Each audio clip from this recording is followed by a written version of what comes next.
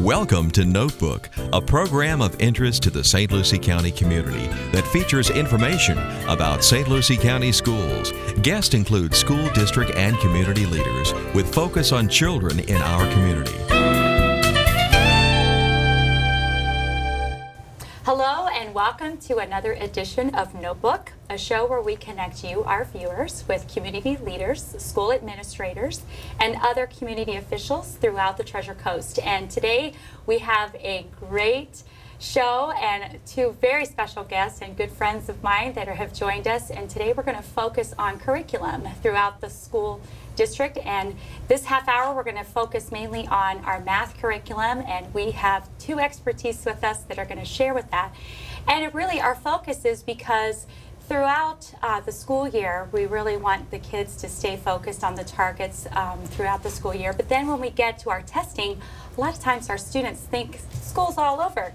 And it's just the opposite. And today we thought it's really important for the community and parents and students to really know what are some of those resources that can really keep us on target through the summer and keep us engaged throughout the year. So when August comes around, it's hard to believe that we're even talking about that today, but when August comes around, we're ready to hit the ground running and just for student achievement and success. So we really are excited about today's show. And with me are our special guests, Miss Liz Pruitt, who is our math curriculum specialist, and I call her the math extraordinaire because of all the amazing things that she does with our math curriculum throughout the district. And next to her is Mr. Nick Zrallack, who is the Director of Curriculum and Instruction. And we are so glad that both of you are here and to have good friends on the show. So we've got lots to talk about in our next 30 minutes, but before we get started with that, I'd really like the audience to get to know you a little better. I do this with every show, and if you'll just share a little bit about yourselves, just a little bit of background and how you came to the position that you're in right now. Sure. My name's Liz Pruitt, and I am been in St. Lucie County for 11 years now. It's hard to believe that I graduated from University of Delaware over 10 years ago and moved down here and started my career at Fairlawn Elementary and taught at Fairlawn Elementary for 5 years before moving on to middle school. Taught middle school math at Forest Grove Middle School. I taught 6th, 7th, and 8th, as well as Algebra 1 and Geometry, and spent 3 years doing that. And then I decided to go ahead and try something different, and I've been in the lead role for math curriculum at the district level for 4 years now. And doing a phenomenal job at it as well. So glad to have you. And Nick, tell us a little bit about how did you become the Director of Curriculum and Instruction? That's a great question, Jade. 17 years ago, wow, scary, yeah. I started over at Savannah Ridge Elementary as a special education teacher, and from there moved into ESC department chair at Savannah Ridge, and then moved into professional development, worked with teachers K through 12 in all areas, and then moved into technology, instructional technology, and then finally into curriculum. So lots of different roles throughout the district, but I think curriculum is my favorite one right now. Yeah. So, and he does a phenomenal job of keeping all of that organized, keeping us organized, and just throughout the district, you do such a good job. And as the curriculum specialist, we always talk about our messages throughout the year. We have 4 core messages that the superintendent has really shared with us for those 4 things to be our focus for this year. Mm-hmm. And one of the key elements is that academic excellence and achievement, and that obviously falls under both of you. How is our district competing statewide in this area, especially in math? We'll focus mainly on math for this half hour, but how do we compete as a district? Yeah, and the most recent results we still have are going to be from last school year, right? Because we're just now engaging in the current school year's testing. But based on last year in grades 3 through 8, we grew at about the same rate as the state.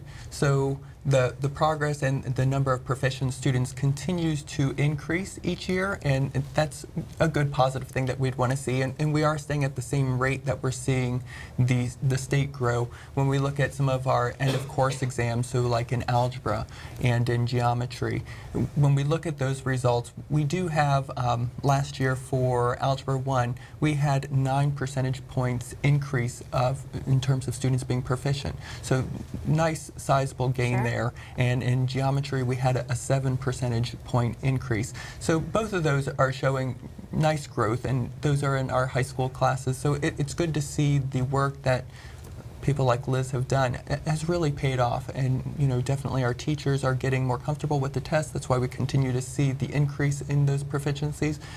But with all that said, we are in many of the areas still below the state average. So while we're increasing, we haven't caught up to the state average. So there's definitely need for work as a district to continue to progress forward. And that kind of brings us as to why we're here today to talk about how do we, as you said, not stop once testing occurs, but keep that learning going, keep it moving forward, keep that positive momentum going throughout. So definitely timely to have a conversation about how do we continue the learning to bridge that gap and to then exceed the state average. Right.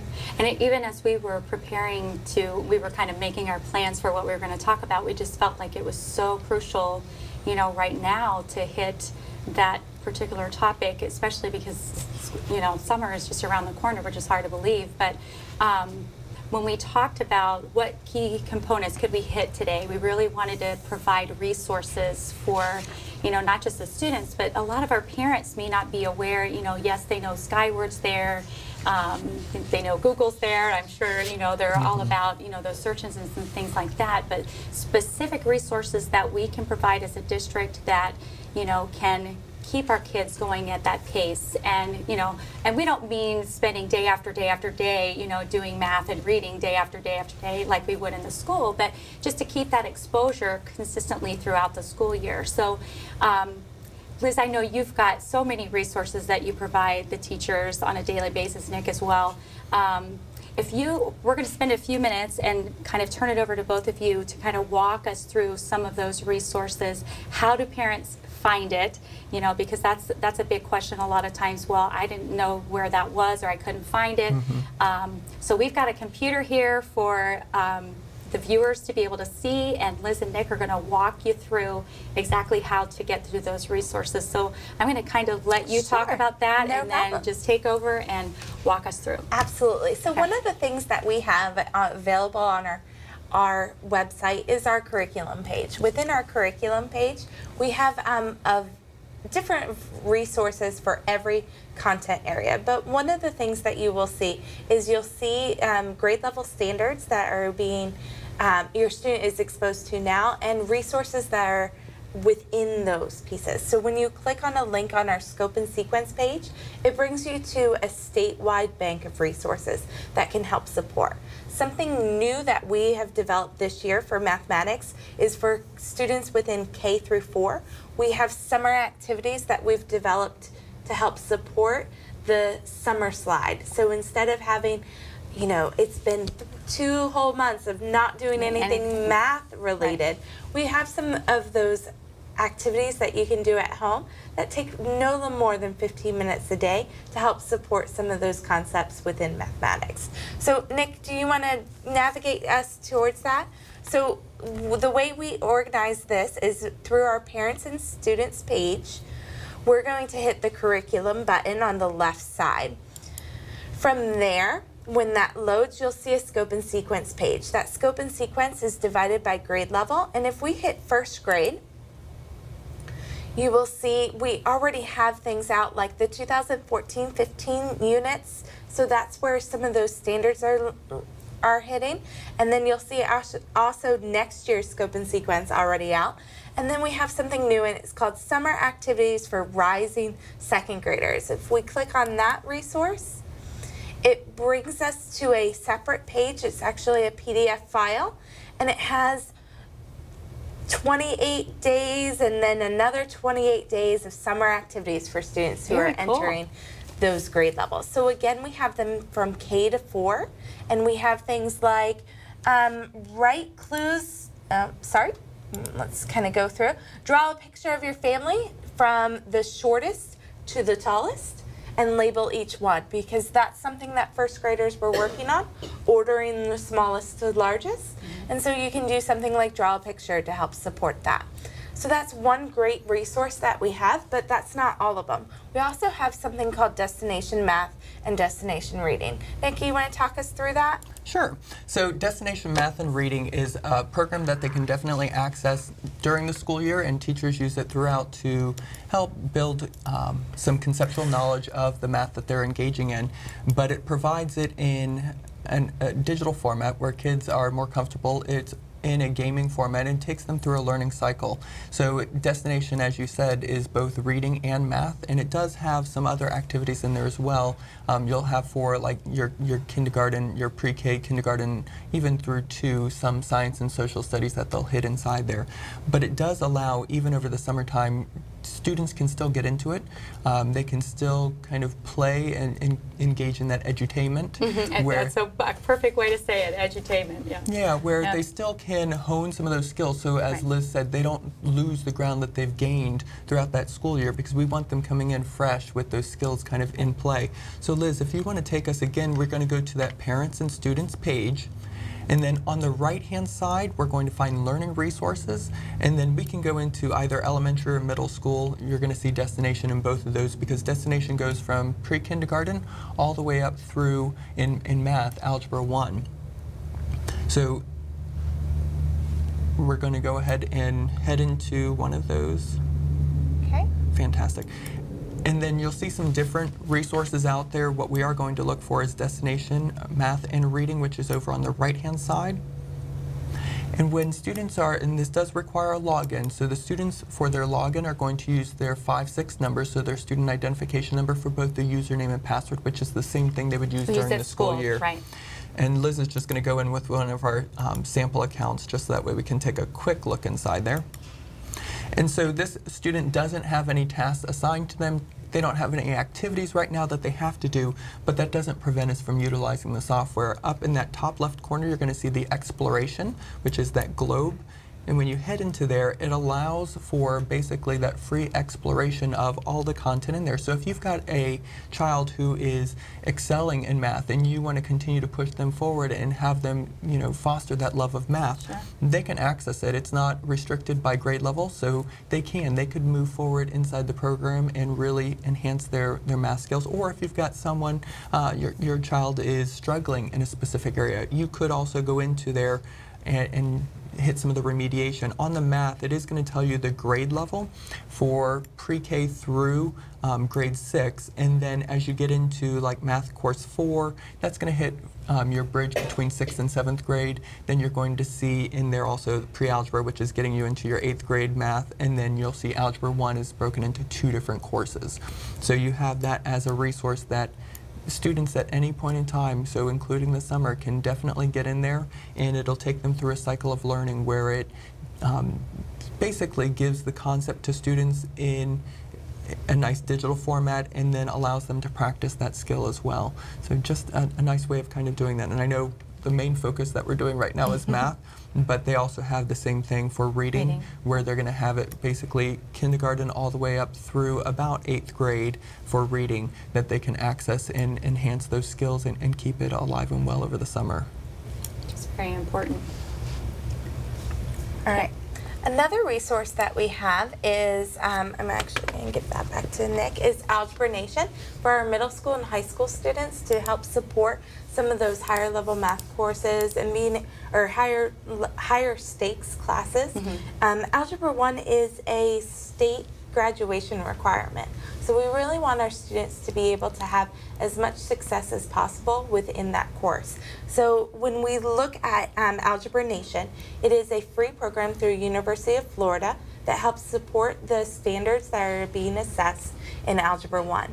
So within this within this curriculum design, they have videos and practice tools and lessons and live teachers that help interact with students. It also has a social media component to help support students to ask questions when they get stuck on things. They can ask for help on a social media wall to help support, am I doing the question right? What else did I miss? And help guide them through the process of solving things. So again, that's also available on our website. So if we go back to Nick on the website, It's going to be under Destinations Math. You'll see capstone, classwork, think through math, and then that Algebra Nation log. It'll again throw you to a different website when you click on it. Students will use their 5-6 number in order to enter, as well as their lunch number in order to continue. They always need to put their school in to support where they're coming from as they go in. Now, you had mentioned, Liz, about the media wall, that social media wall. How does that work? Is that other students inside the program responding to it? Is it experts? Who is engaging with the kids as part of that process? It's actually a lot of different pieces. So you've got karma points as something that students earn within Algebra Nation.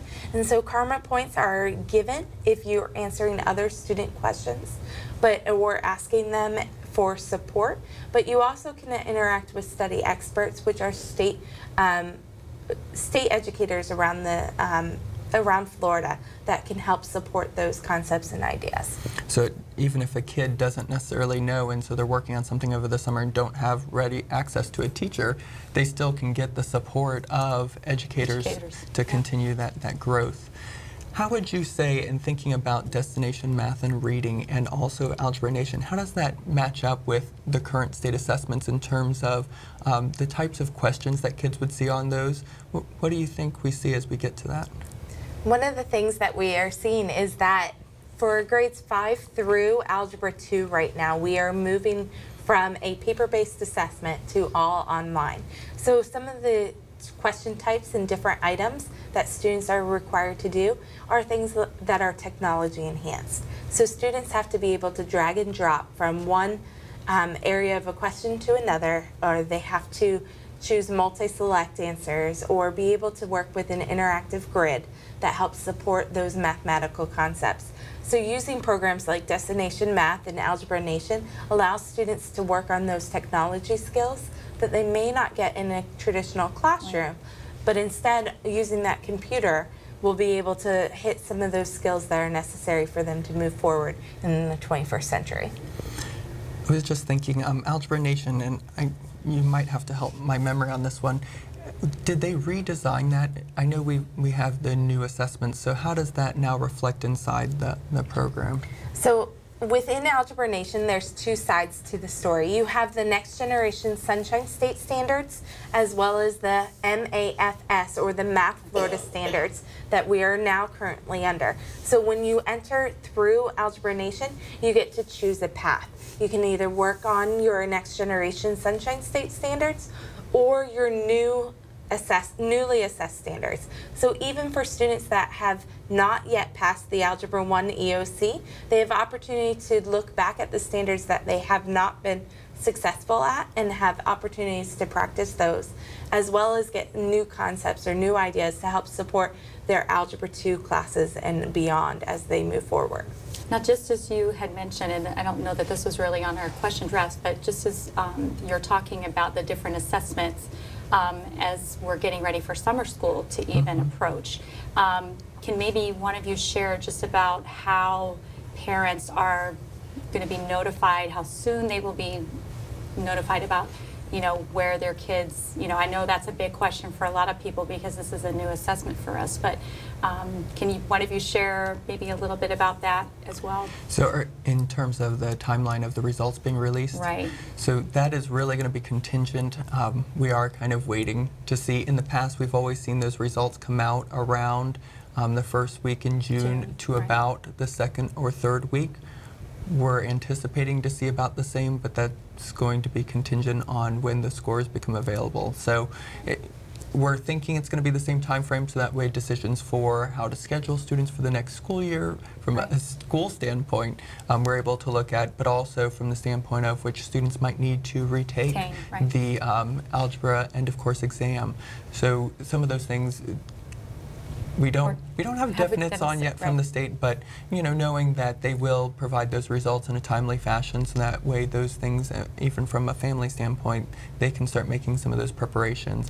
Even if a kid, and I was just thinking as you were talking about Algebra Nation, even if a kid has passed Algebra EOC, that end of course exam, they may still benefit knowing that algebra is the foundation for the rest of the high school math. Right. So going through and working on some of those skills to ensure that they've got that solid foundation is a great strategy to ensure future math success. So even if they've already passed that test, that doesn't necessarily have to be the end of the story. Algebra Nation could still have Provide some that relevancy support. for them Right. because, to build that foundation for them. Are there other resources that you are able to share with us? I know you had a list. She always has so many resources for everybody. It's great. So if we ever have a question about, do we have a resource for such and such, these two are often the two that we come to. So we've got the expertise. Well, one of the things that we have that is actually not on our website, but is a great resource, is called thatquiz.org. And thatquiz.org has the opportunity for our students to help practice their fluency within their skills. So at every grade level, from K up until 8th grade, there are fluency standards where students are expected to be fluent within a skill. What does that mean, to be fluent? To be fluent, what that means is that students are able to recall that fact or that operation within 2 to 3 seconds without the use of your fingers, noses, toeses, or any other manipulatives, and that you can recall those information pretty quickly and readily so that you can then use that information to apply it to other areas. So, for example, kindergarten, one of the fluency standards is to be able to add and subtract within 5. So students should know their facts from 0 to 5, adding and subtracting them without having to count. So they should be able to, if I ask this kindergarten student about now, what's 3 plus 2, they should be able to say 5 without picking up their fingers and going 3, 4, 5. That's what fluency would be, is being able to recall that without having to rely on other manipulatives to help support it. So again, one of the ways that we say to practice that is using a website called thatquiz.org. And Nick has it pulled up. And what's great about this website is it's more than just your math facts. It has things like your integers, your fractions, your concepts, and even some geometry aspects. So if we go into arithmetic, which would be adding, subtracting, multiplying, and dividing, you can set up on the left side all kinds of filters to help support where you're at within the learning. You could put a timer on to practice timing, and you could have the levels changed and the number of questions changed. So you can really differentiate for your student how much time you want on those things. And again, you could just practice addition and subtraction, or you can put in multiplication or division, or you can even, as a middle school or a high school student, if you're struggling with negative numbers, if you click on the negatives button, instead of just having basic facts, it provides them the opportunity to practice with those negatives. And we can always then also put in fractions as well to help support that addition and subtraction of fractions.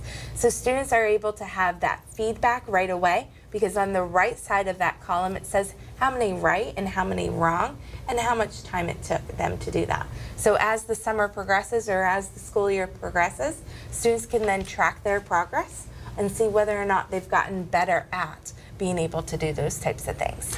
So if a family was going to be looking at something like fluency, would you recommend that they do that each day? How long should they spend? What would be kind of a good target? Well, with fluency, spending between 5 and 10 minutes a day is actually ideal, because that's what, and they say, research says if you practice 21 times, that becomes a habit.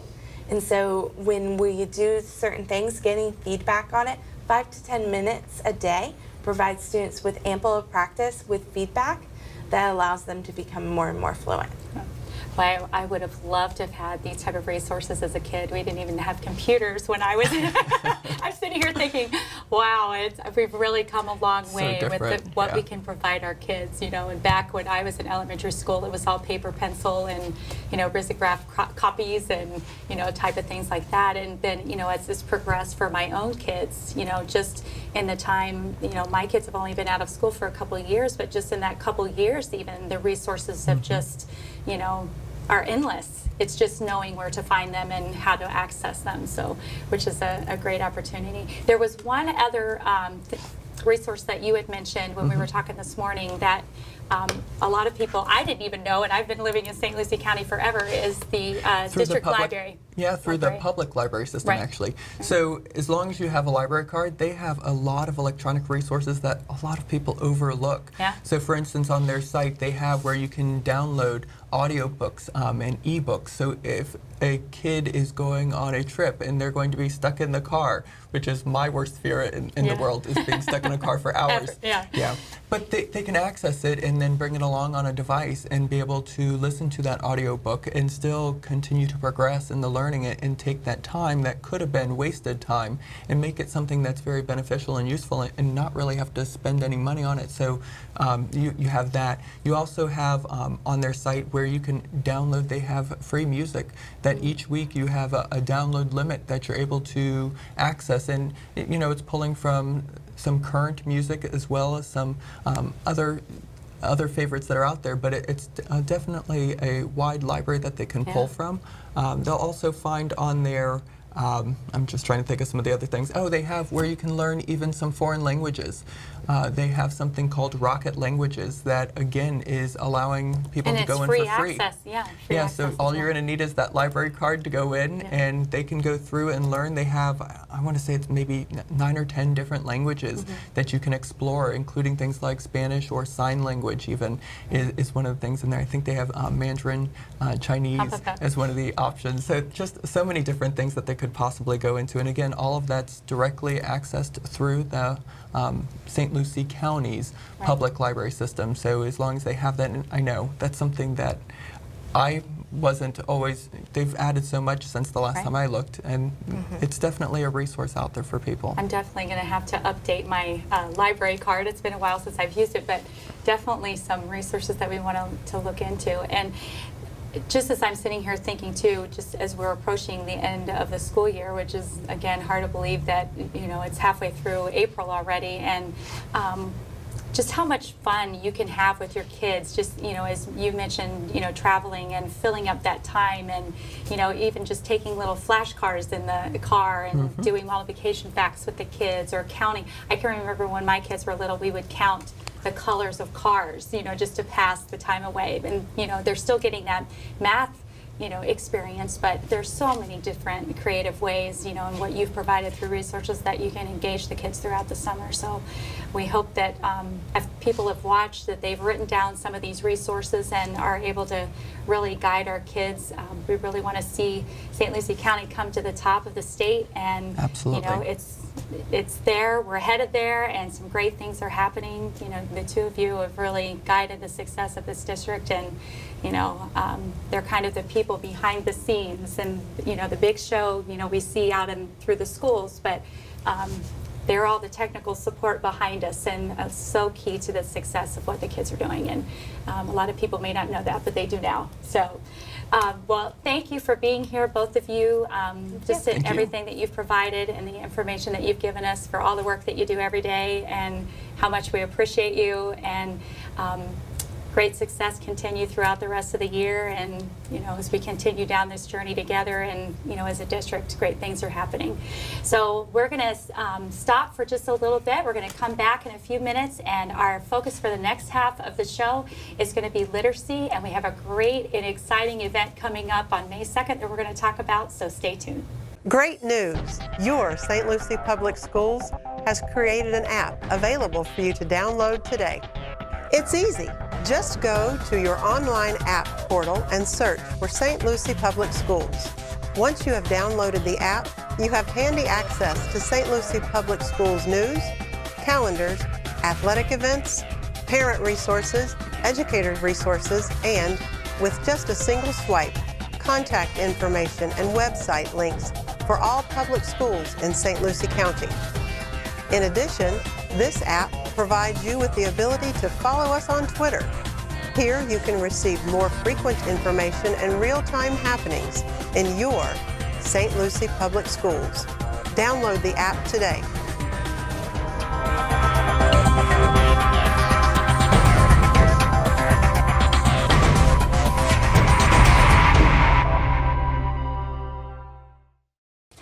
Well, welcome back, and thank you for joining us on Notebook this month. And on our first half of the show, we covered math curriculum, and this segment, we're going to be talking about reading and literacy and the importance of really keeping your kids engaged throughout the year, but also through the summer, and how important it is to keep your kids focused and sharp and then ready to hit the ground running when school starts back. So we have a special guest with us today, and Heather Bolitho is here, and she is the president of the St. Lucie County Reading Council, past Teacher of the Year. We don't want to forget to share that. And I've had the privilege of working with you in several different projects here and there throughout the last couple of years. Yeah. So it's great to have you here. Well, thank you. Thanks for being here. We've got so many things to share that go along with reading, and but first of all, let's find out a little bit more about you. Okay. And just tell us how you came to the position that you're in, and a little bit of your walk through education and where you are now.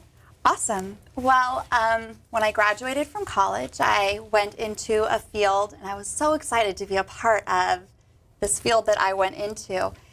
And I wasn't excited about it. I found that I didn't have a passion for what I was doing. I wasn't excited to go to work in the morning. So I decided I needed to find something that I wanted to do. So I quit my job, and I realized I still needed to make money. And I figured that I would substitute teach in the meantime. I was like, oh, I'll try this out. I'll substitute teach until I figure out what I really want to do. And my first day substitute teaching was in a 7th grade language arts classroom. And I completely fell in love. And it might have been that weekend, it was either that weekend or the next, that I applied to Cleveland State University to get my educator's certificate to teach the English language arts. Wow. And so I was incredibly blessed and lucky to get a job at Okamic. I taught middle grades reading for 5 years, and I primarily taught intensive reading. I taught a little bit of all reading levels, but primarily intensive reading.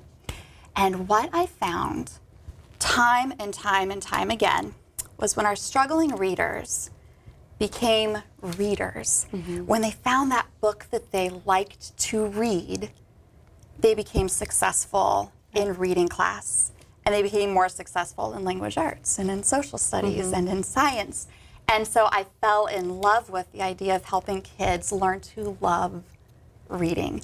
And so when the media specialist position became open, I applied for the media specialist position at Okamic. So now I get to work with all of our kids at Okamic, and a big part of my job is helping kids learn to love reading. Yeah.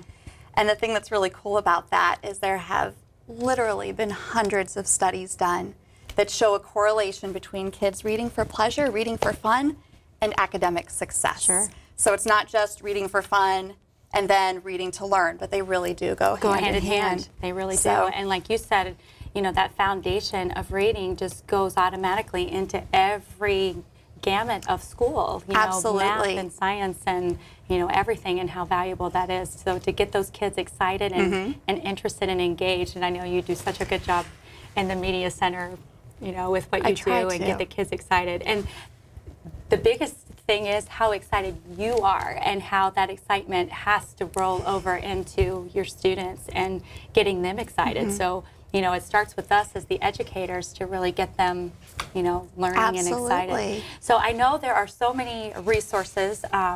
Nick and Liz shared with us a lot of the resources that, because we're getting ready to go into those summer months, there's lots of things that are coming up that I know are offered through, you know, whether it's the school library system. I know Nick shared just a little bit, but I know you've got some more things to share with us. And a couple big events that are coming up that are, we want to make sure everybody knows about those. But maybe share some of the things that you would want parents to know as we get ready to go and winding down toward the end of the school year.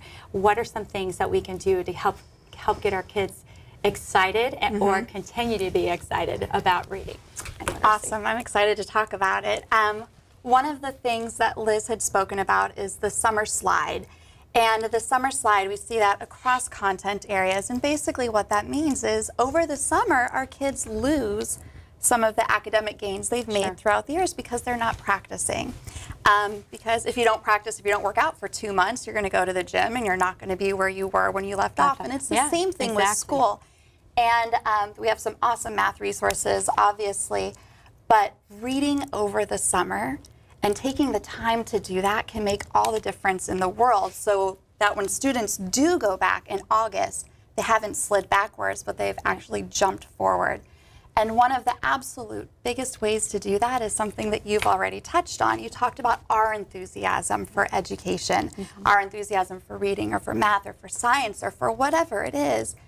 As parents at home, if we want our kids to be readers, we need to be readers ourselves. Exactly. And sometimes when I talk to adults about being a reader, some of the responses I get, they say, but I don't like to read, or I don't read. But I would argue that you do. Like almost all of us as adults read pretty often. You read for work, you read magazines, you read interesting articles, you read the news. You might be on bing.com and click on an interesting link. Sure. You read the mail, you read all kinds of different things. And just using the words that I read. So you can go home and you can say to your kids, guess what I read today? I read something really interesting today. And letting your kids know that you are a reader is a huge, huge, huge part of that. Sure. Another thing that you can do at home, and I'm going to take a step back just for a second, and talking about reading at home and talking about making it fun. We're talking earlier, Liz and Nick were talking about being in the car and having fun, making math be fun. You want this to be something that's enjoyable. Reading isn't something that we have to do, it's something that we get to do, and it's something that we get to do as a family. So, for example, taking time to read with your kids is incredibly, incredibly valuable. So if you have little kids at home, you could take time to sit down with them to open up a favorite picture book, and you can read out loud to them. They can read out loud to you. If you have kids that are just learning how to read, you can do something called choral reading, where you read it together. So you're both reading the sentence at the same time, or you could read the sentence and they can read it back to you. Or you could take on different roles and you can say, all right, I will be the frog and you be the princess, and we're gonna act this out together as we're reading it. If you have kids that are older that can read on their own, it's a super awesome experience to be able to read the same book. Because how many times have you read something or you've experienced something and you want to share that experience? And books are a great, great way to share experiences with your kids. So, and from personal experience, I can tell you that young adult books and children's books are awesome. So I read them so I can connect with the kids at our schools, but I also read them because I enjoy them. So if you're reading the same books as your kids and you can have that shared experience and have that conversation, not only does it show your kids that reading is important to you, but that it's fun, that it's something that's not isolated and solitary. In fact, as you're talking, I'm just sitting here thinking, my son that was an area, he was a sports kid. You know, he always wanted to be a basketball player, and it was sometimes a chore to get. You know, when he was younger, we would sit and we would read, you know, together as a family. But as he got a little older, you know, his interests got in other places. And I can remember, I think it was his freshman year in high school, they had the summer reading list, and some of the books that they had chosen for that summer, I think you had to pick like 5 books that you had to read, and then, you know, for summer reading. And that particular summer, there were 2 books that he was I couldn't believe how often that I got a chance to watch. He had the book in his hand, and it was like, okay, Mom's got to read this. There has to be something engaging about this book that it would keep his interest. And from that point on, his attitude toward reading was so much different and so improved that you just saw him really blossom in other areas, which, so it was a great experience. So as you're listening to that, you know, a lot of times I think people focus so much, you know, reading with the little guys, but it's so important for our older kids to continue and to be excited about it and to really get engaged with it. Absolutely. So, some great points. And a huge point that you just brought up too was there was a summer reading list from which he got to choose. And so it's not saying you have to read this, you have to read this. It's giving kids the opportunity to choose what do they want to read, what is of interest to them. And if they start it and they don't like it, maybe they don't have to finish it. You know what I mean? And maybe we have some kids that love to read informational text. And reading informational text is so valuable. Sometimes we think of reading and we think of novels. And reading, as we know as adults, is so much more than reading a novel. And in the quote unquote real world, when we're getting ready for our careers, when we're doing research, we're reading informational text. So letting our kids have access to that as well. Guinness Book of World Records, oh my goodness. Like, I can't imagine, I don't think I know a kid that doesn't like the Guinness Book of World Records. Sure. But it has captions everywhere, it has information, it has little text boxes, it has pictures. All the graphics. And being able to take all of that information and have that all make sense is something that good readers are able to do. Right. And it's something that our struggling readers can't do. Right. And one of the things too with reading for pleasure, with finding that book that you like, is when we're reading, if I'm reading a novel that I love, as I'm reading, I'm asking questions. I'm like, why did he do that? Wait a second, did I miss something? What's happening here? And I'm analyzing the characters and I'm figuring out, did the author write this in chronological order? Is he oh, I think that he's jumping around. I'm flipping back to see pieces that I missed. I might be skimming forward just a little bit. Yeah. And as a reader who's engaged in what they're doing, reading for fun, I'm automatically practicing all of those skills right. that are being tested and that you need for your academic reading. Right. So, and actually in talking about family reading, we have posted on our website. Yes, I was very excited to see it on there. I'm so excited. It came good. together really well. But I put together just a list of quick family literacy tips. Easy, fun things you can do at home over the summer or throughout the school year or whenever you want to support reading at home. And it's on our district homepage, and it's right under Family Reading Festival, right on the district homepage. It's quick family lit tips. There are 14 different ideas there, and they're easy and they're fun. Right. And that's the whole point of it, is to have fun with it. And it's so easy to find because if you go right on the home page, if you scroll down about halfway, it's right there. So it's very easy for the viewers to find that and get the access to. Absolutely. So tell us a little bit. I especially want to spend a little bit of time on, you mentioned the Family Reading Day.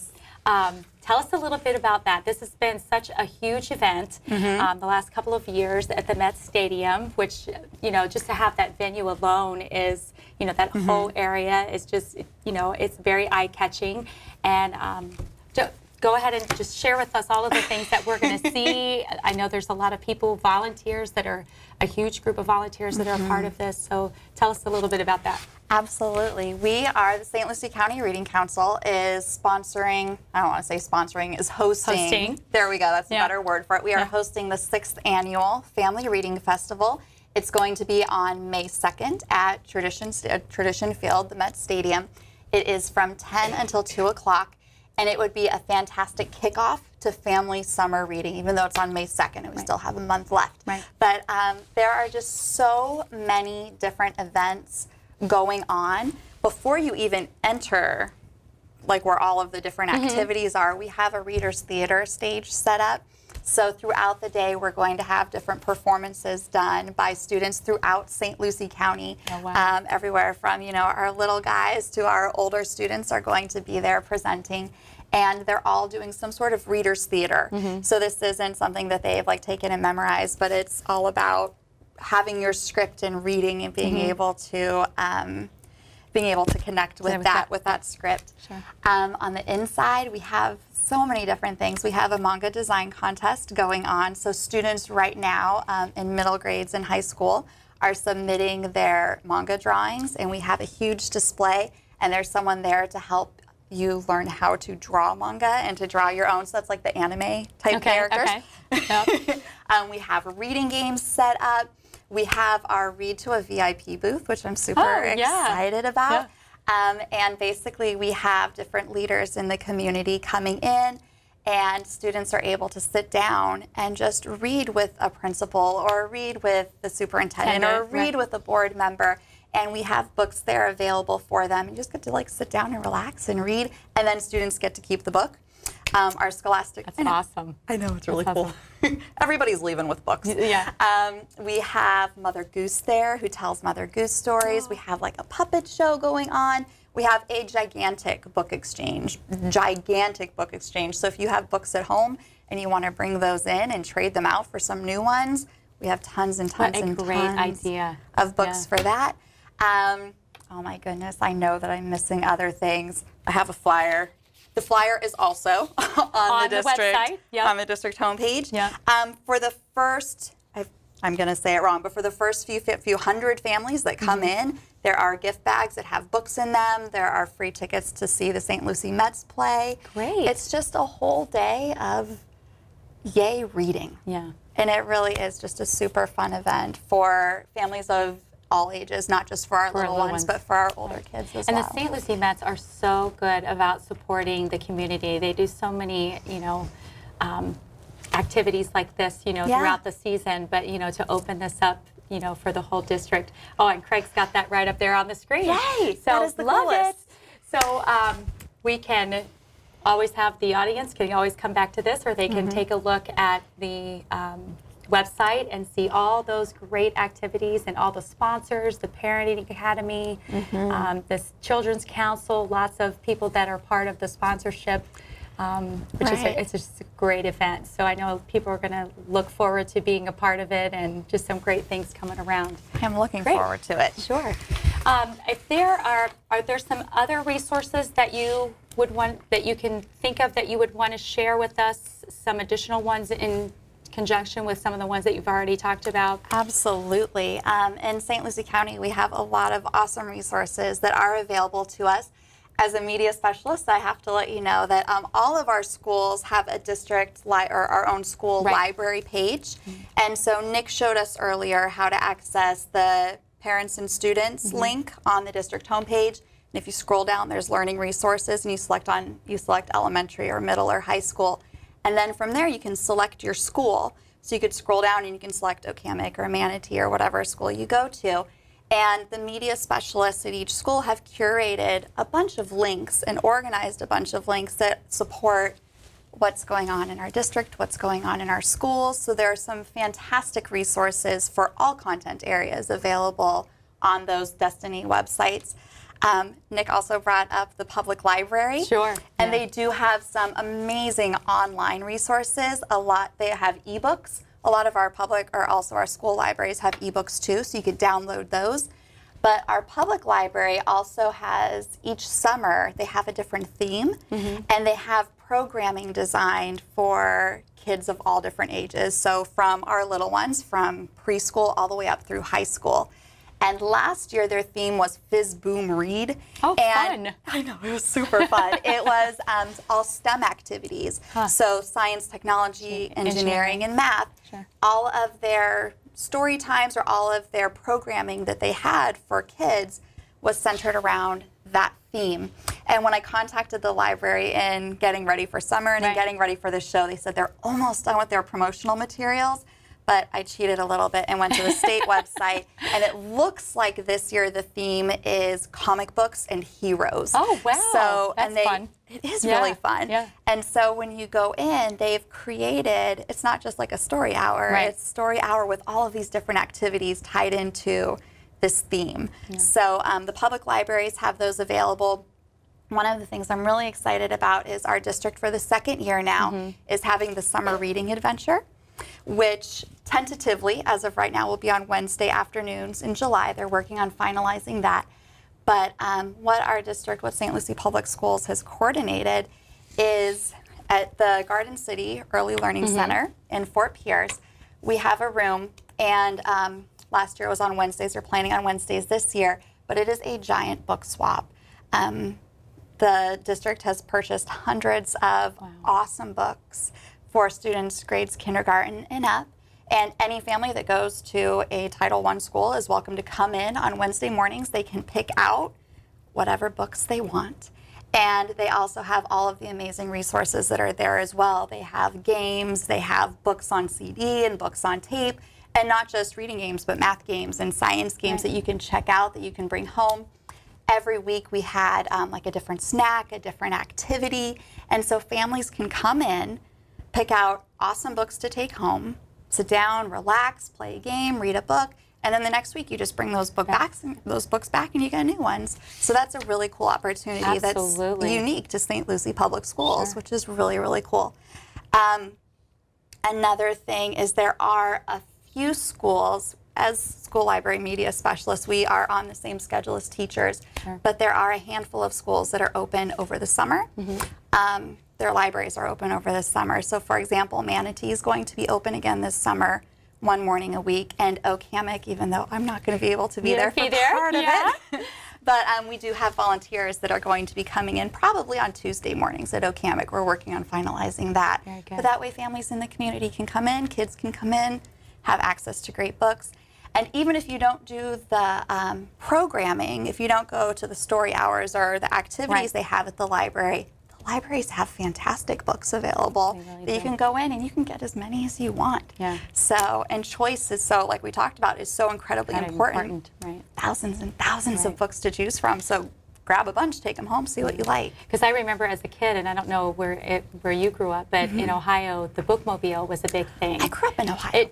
No, I didn't. I lived in Ohio. I grew up in California. I moved to Ohio. Part of my growing up was in Ohio. And but anyway, in Ohio we had the bookmobile, and those came to and that was such an exciting. Isn't it cool? It was, Yeah. and we were so excited. I mean, up through middle school and high school, knowing that we could get in there, and it came to us, and it's just such a great opportunity, and knowing that the schools are open, they're places that parents have access to, they're close, and just so many opportunities that I think a lot of people in the community just aren't aware that are available, to them for free. Right. So free is great. To really encourage people to take the opportunity to take their kids, give them that experience, and to let their kids see that they're excited, like you said, when we talked about that earlier, just seeing the parents' excitement for what they're learning as well. Yeah. So is there anything else before we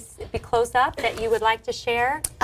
There was one thing I wanted to talk about really quickly, which is if you don't know, because sometimes kids that aren't frequent readers don't know what they want to read. Yeah. And sometimes, too, even those of us that are readers don't know what they want to read. So I go online, I look at different websites, I ask my friends, what are you reading? Sure. And when it's summertime and you don't have your teachers and you don't have some of your peers kind of guide you. It might be hard, and as a parent sometimes it's hard to know which books are best for my kids.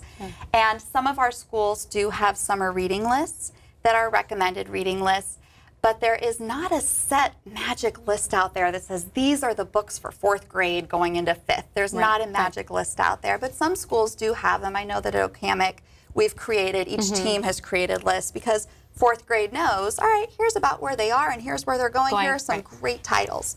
So you can use those as a resource. And those would be coming home with your school. They might be on your school website. Oftentimes at Barnes & Noble or at Walmart or at Target, they'll have those lists.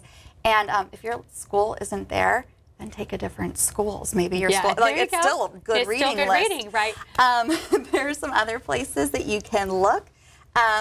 If you look at our award-winning books or our award books that are out there, American Library Association, ALA.org, has award books for so many different age groups and also for so many different topics. So, for example, the Coretta Scott King Award is awarded each year, and that just happened, I want to say, at the beginning of March. Those were all awarded. It might have been February. But they have books. For example, Coretta Scott King, those awards are given to picture books and chapter books and authors and illustrators that reflect the African American experience. The Marie Belpre Award reflects the Hispanic American experience. The Sibbert Award is for science. And so there are so many different awards out there through some of our state organizations, through the Florida Reading Association, which is flreads.org. They have the Children's Book Awards, which are 8 titles that are picture books that are recommended for grades K through 2, through the Florida Association for Media and Education, which is floridamedia.org. They have the Sunshine State books, and they have 15 books they've chosen for 3 through 5, 15 they've chosen for 6 through 8, and FAME, the Florida Association for Media and Education, also has the Florida Teen Reads. So if you're looking for some great books, there are lots of lists out there to at least get you started. So you have an idea of, hey, this might be a good book for my kid. Sure. Yeah. Well, you have provided us with so much great information and just great resources. We thank you for being here. we want to really encourage parents in the community. Don't forget about May 2nd with the Family Reading Day at the Met Stadium from 10 until 2. Is that correct? And if you want to check out that flyer, all you have to do is go to the St. Lucie County School Board website on the home page and just scroll down about halfway, and it's right there. You'll see the Family Reading Day flyer, I think is what it says there. Both of us went on there before, before the show to make sure everything was good. Thank you, Samantha. And we would just want to encourage everyone to come out and be a part of this great event and really get your kids excited about reading. And thank you again for all you do and just your enthusiasm for what you do and the love of just literacy and just what the Reading Council is doing for the community is just amazing, and just keep doing what you're doing. And probably the next time I see you, there'll be a little one, and so excited, and little Elizabeth will be, maybe we'll bring her on the show sometime. We're collecting books for her library right now. There you go. We are registered for a bookshelf, so. That is a great idea. I can't wait to read to her. Yeah. Yeah. Very good. Well, thank you again for being a part of the show today and just for everything that you do. Well, thank you for having me. I look forward to seeing you soon. And thank you for being with us today and learning a lot about math curriculum and literacy and the importance of really guiding your kids to be excited about school, be excited about learning, and to really become the students of excellence here in St. Lucie County. Thanks for being with us, and we'll see you next time on Notebook.